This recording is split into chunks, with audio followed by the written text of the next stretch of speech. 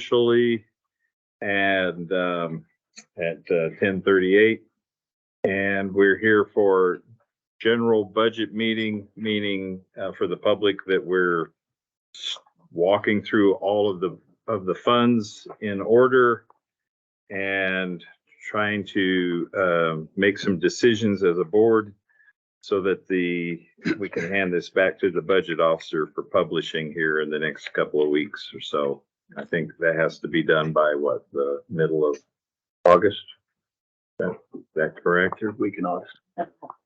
So I haven't done this in 30 years, and I think we're still trying to dig up some information, but we can tackle some things. One thing the clerk told me today that's holding up getting an L2 for this year is figuring out cost of living increase, what number we're going to do there, verifying what we're doing with the insurance, solidifying some of those numbers. And then, of course, our goal is to go through all these and I would suggest if we have major changes to make that we try and take a recess, reach out and get answers from the various elected officials so that we can make final decisions. But in my mind, we should be starting with Fund 0001, just going in numerical order. And that is the current expense. 01 is the clerk auditor. And I think it just brings up the very first question is, the very first part is salary. And all of these budgets show the 5% estimate that we had thrown in, that I had thrown in there as chairman just to get the ball rolling. Now we need to have a discussion on what we want to do with cost of living and then direct the clerk on that. So I'm open to discussion. We've tried 5%. I think we're seeing increases in all kinds of places in this budget. I've heard various comments that we're maybe struggling to do 5%. So what are your thoughts? Because that's going to affect every one of these budgets. So we might as well get that out of the way. Okay. Well, I'm as I said before, when we started this, I looked at the COLA and it was on the retirement for a person, and it was 1%. And I still don't understand how it differentiates from there, because we have a lot of people in our community that's retired, and that's the people that this is affecting the worst. Mm-hmm. And to ask that of them, to ask more would raise taxes for them as well, and when they're only going to get that. So that was my main concern why we started off on this. My concern is keeping the good employees that we have, because we can't function without good employees. Even more complaints. County's not getting anything done. Well, we need good people to get it done. So, and I understand 5% seems a little high too, but I think we can. So just for clarity, would you propose an argument for 1%? I would propose an argument for 1%. And we got 7% last year, which was quite a bit above the COLA rate last year. Of course, I would like to see it more, because I don't want to see our employees losing ground, but I don't know how we can sustain that while we're also trying not to increase taxes on all the fixed income folks. So what number, same thing I'm seeing, the challenge of paying for a 5%. What number comes across your mind right now? What are you thinking? Stay in the middle at least. I know they increased quite a bit last year, especially some departments more so than others.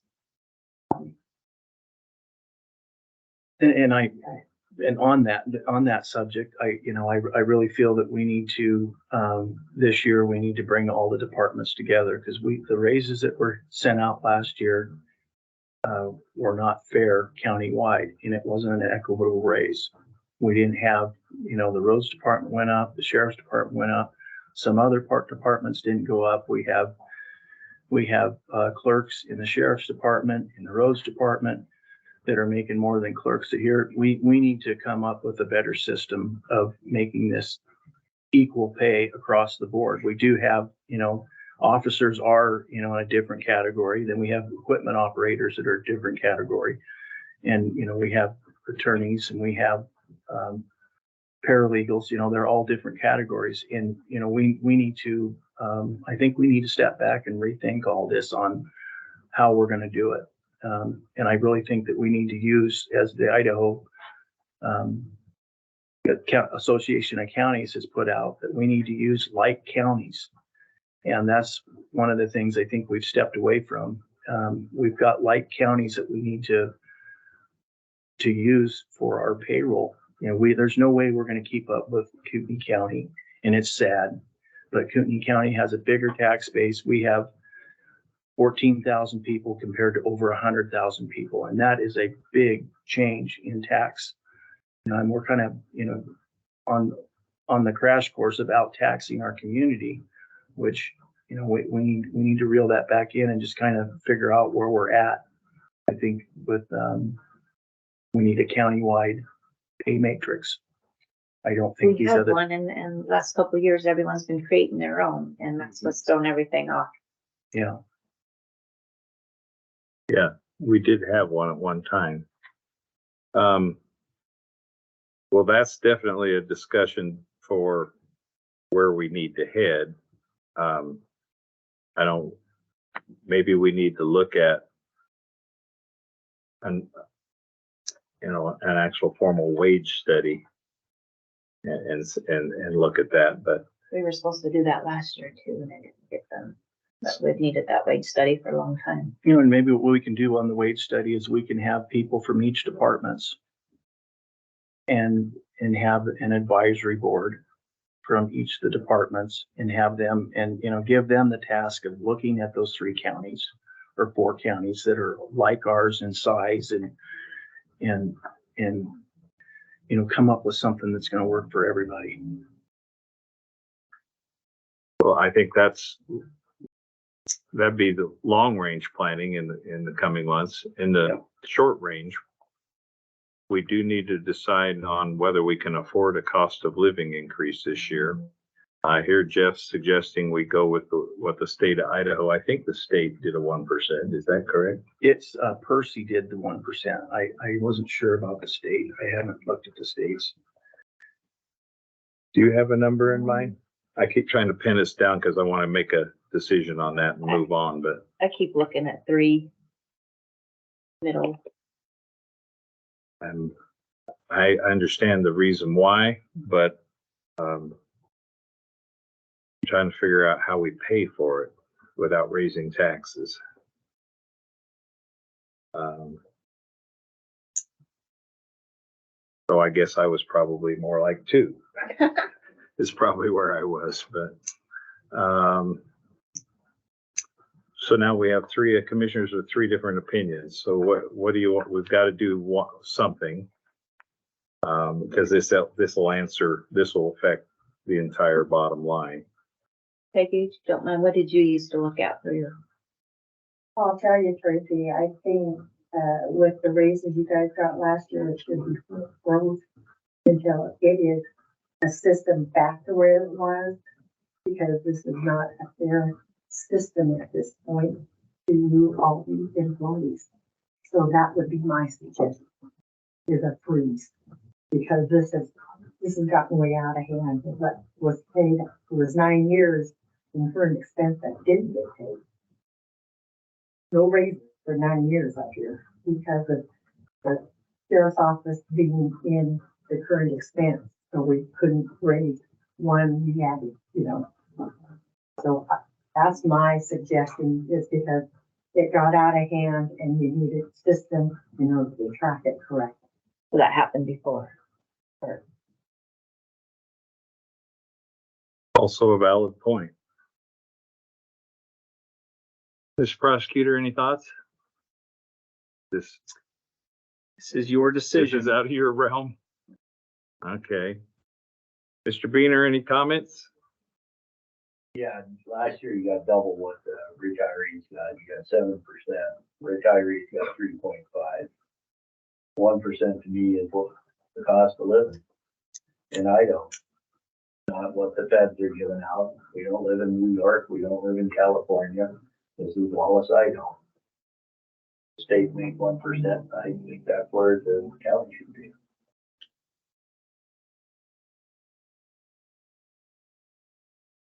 It is very difficult. One of the things is, you know, we aren't, our county, you know, we're relying off of a lot of, we don't have the tax base, and that's just the hard part about the county. And I wish we had more of a tax base to go off of, you know, and I understand good employees, and that's, you know, but we do have good medical insurance. That's one thing I know for sure. I've got a son that works for Kootenai County, and it is quite a bit different.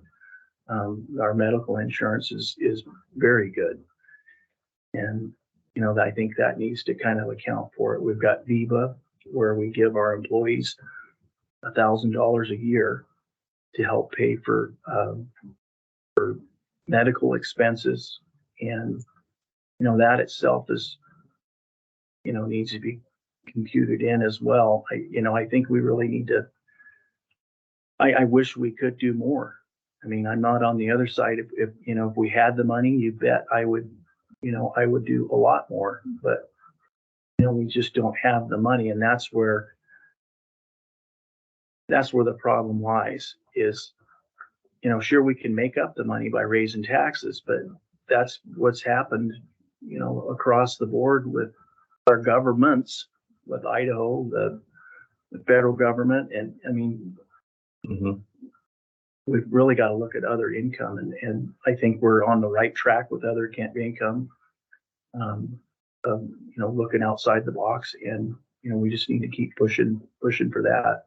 And this year, the state of Idaho is going to be, you know, they have that property tax relief, but none of us know how that's going to work. I don't know how much, you know, we don't have that figure. The state of Idaho is going to give us a property tax relief after the fact. So whether it'll come out is on when you get your property tax statements, it'll come out of that.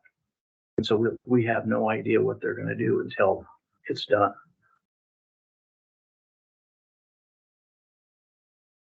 So now we're back to the 1%, 2%, and we probably need to stay on track. I'm trying to let everybody voice their thought. I mean, it's all related.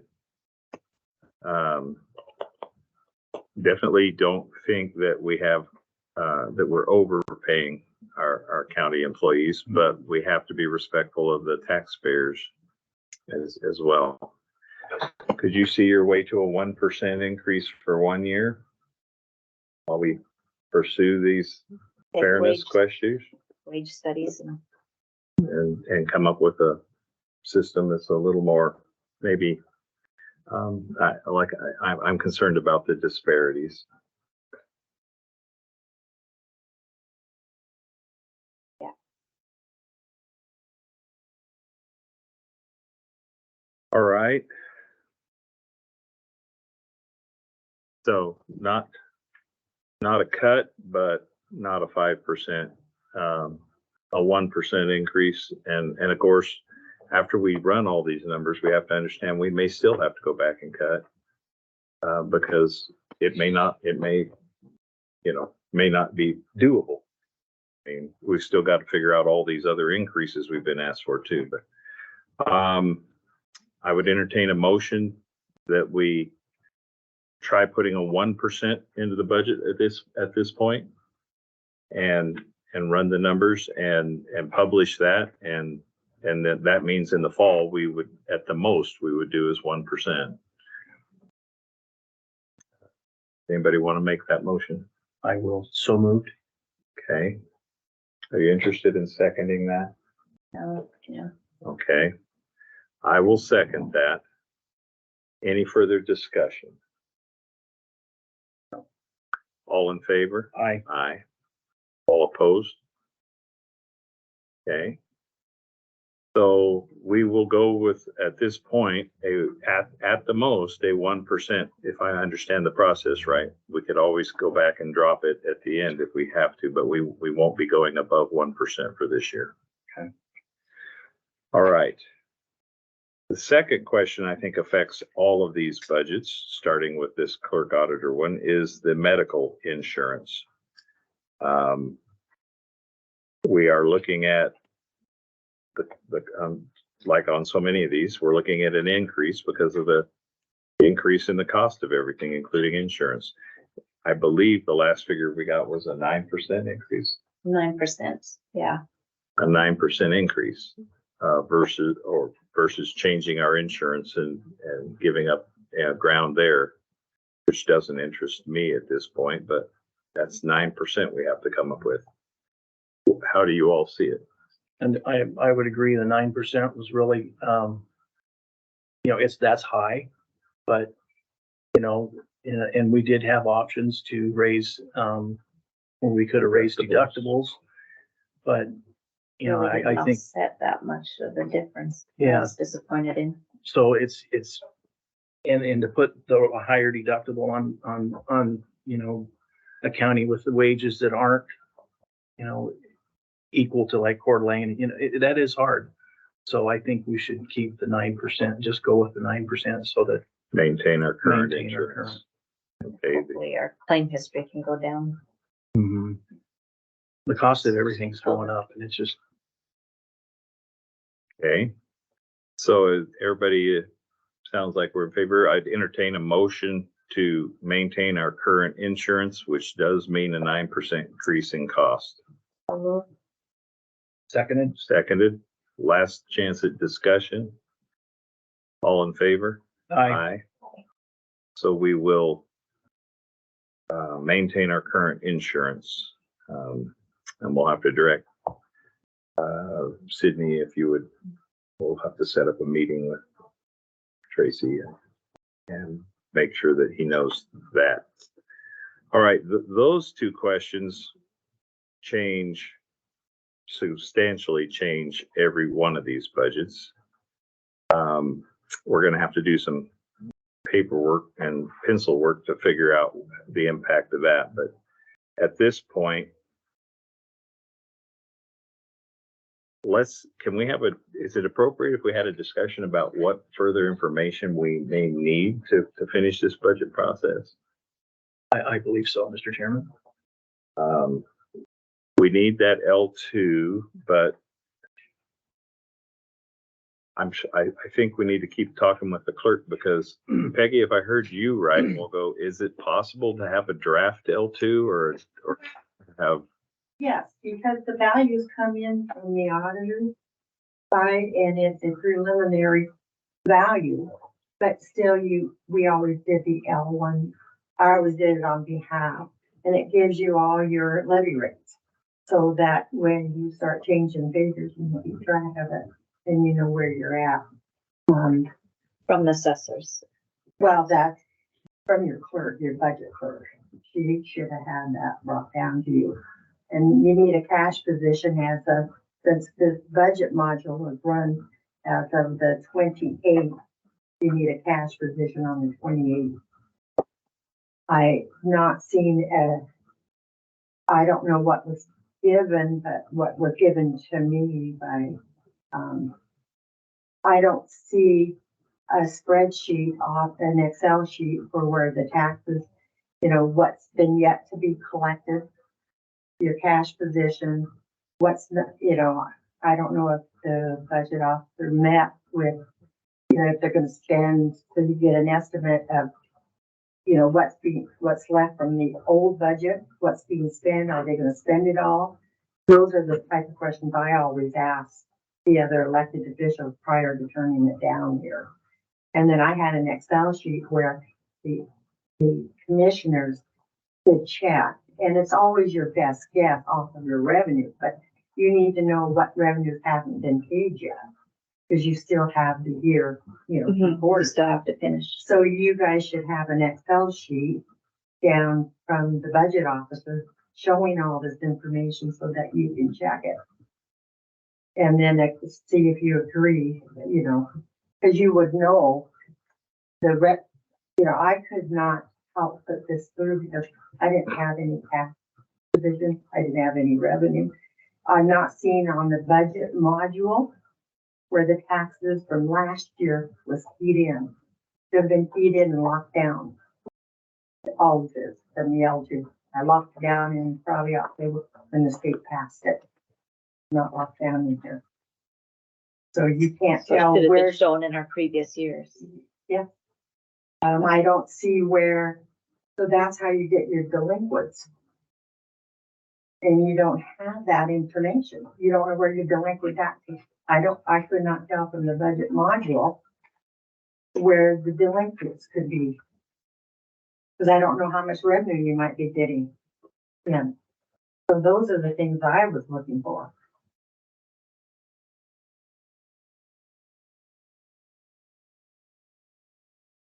So my question is if we make changes on this budget,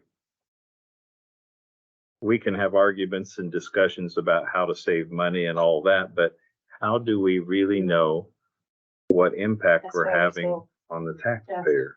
And that's exactly why you don't have all the information. That makes sense. Guess I'm admitting that I'm struggling with how to do that. I think we can go ahead and have these line by line discussions and we can discuss cuts, but we don't have any way to tell at what point we've cut enough or done enough that what the impact we're having on the, if my goal is to not raise taxes or to raise them the minimal amount possible and not to just go for the standard 3% increase allowed by law every year, how do I know if I'm doing that? And that's a question to your budget officer. You should have her paperwork, you should have work papers given to you. Yeah.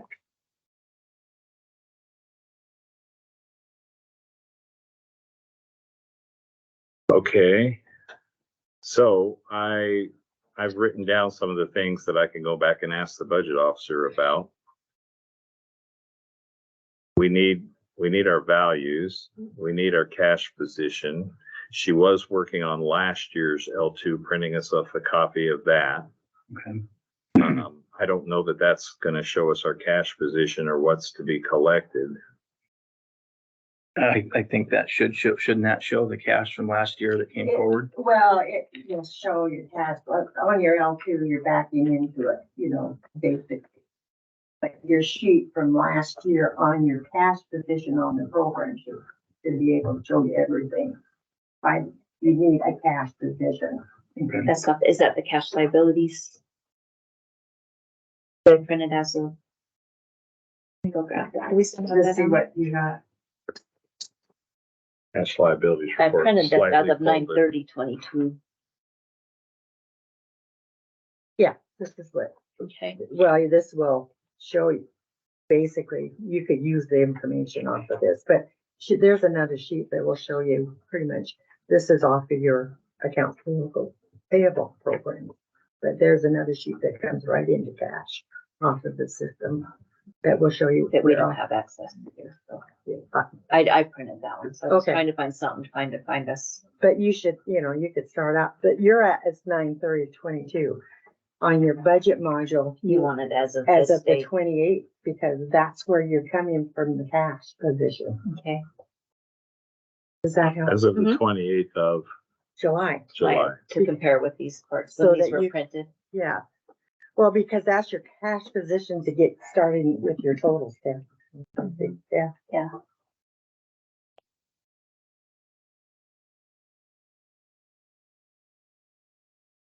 Okay, so there may be some more information that we can dig up that would help us in this process.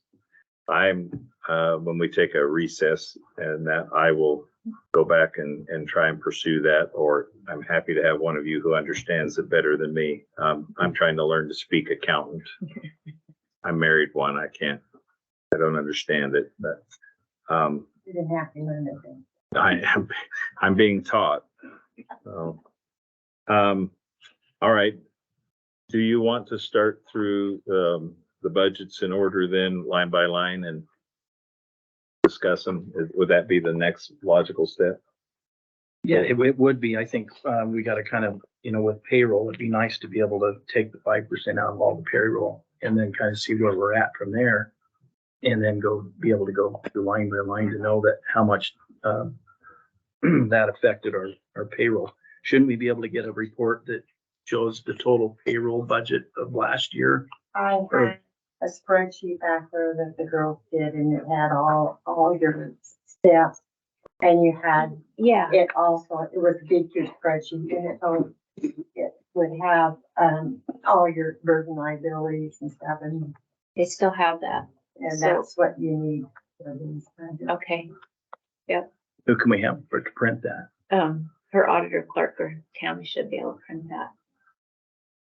They, But that, she needed the COLA to put the difference in, to give us the projection. right, so now it shouldn't be much harder to go back to the 1%. Okay. And, that's been printed out so that you guys have. Yeah, so they Start print that every changing. year. Okay. The other thing I can do right now is I can take last year's salaries and I can multiply them times 0.1%, but that doesn't help us. Yeah, that would, That's I a see lot that. of work. That's a lot of work. It's that the budget officer can provide that she has, that's what part of her process. So if I go back to the budget officer and I tell her that we've agreed on a 1% pay raise, she should be able to help me out again, produce a, Payroll, Payroll spreadsheet Payroll spreadsheet. with all the burden rates with it. And that's where your 9% will show on your medical also.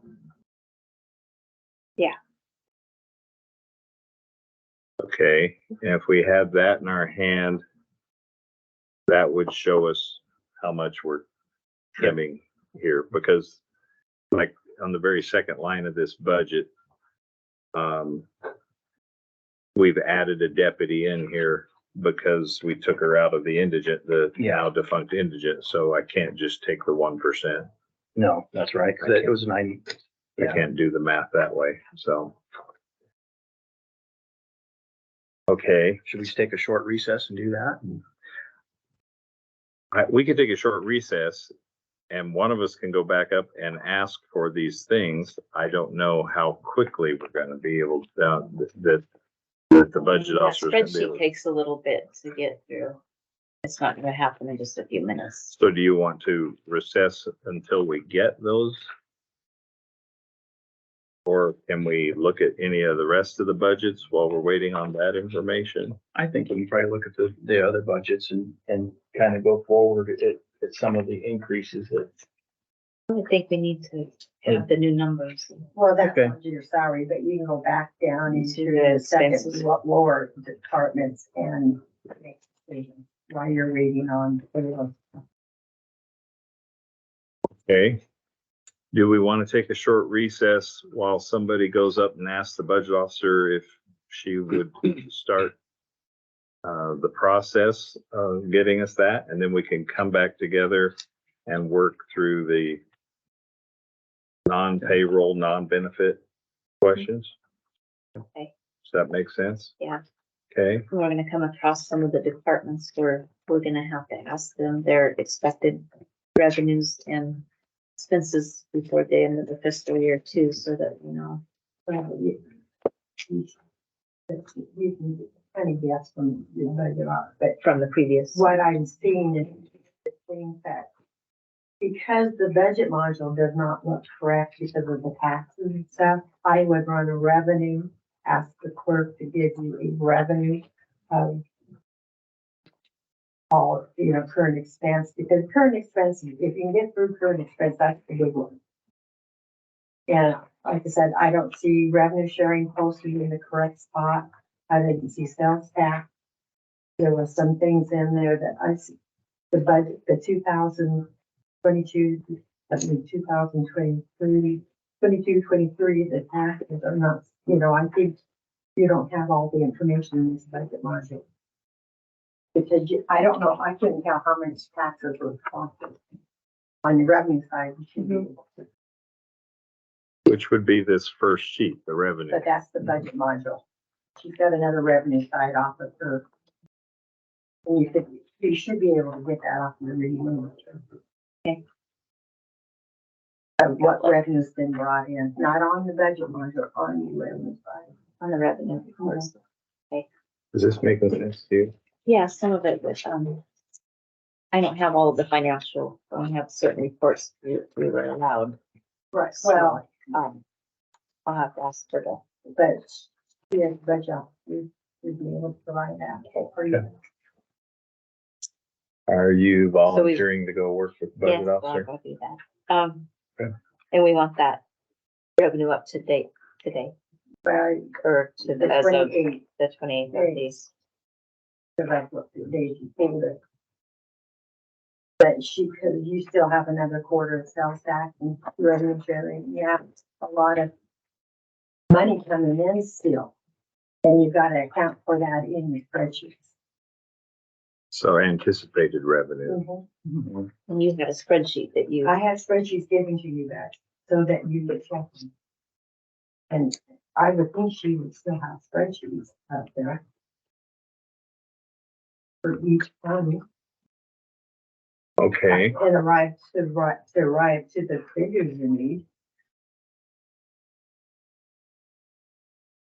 well then, we'll take a short recess, which will be based on when you come back.